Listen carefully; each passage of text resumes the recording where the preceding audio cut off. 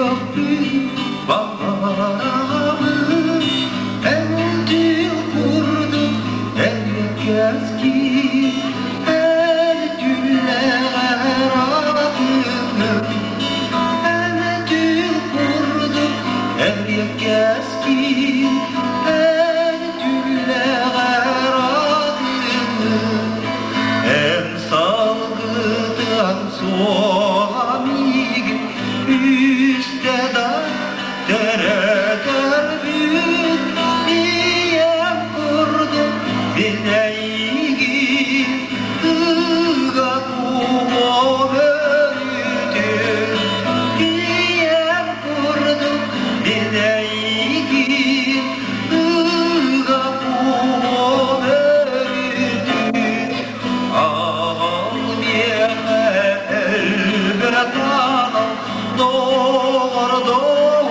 bastığın birler biye ürdü kanam ağlana diyen kaydağın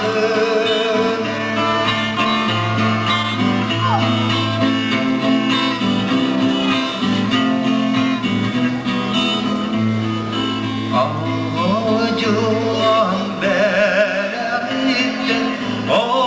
çoğu attığını adım sürek olma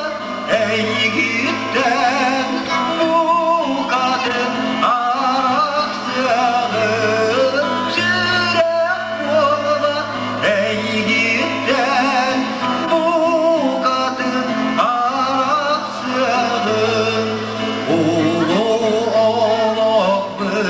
Rastladım miyehabi gördüğü var Sadalar siremat kınandım İkili yerde Sadalar siremat kınandım İkili ayağım Oh, bineyim ey göğün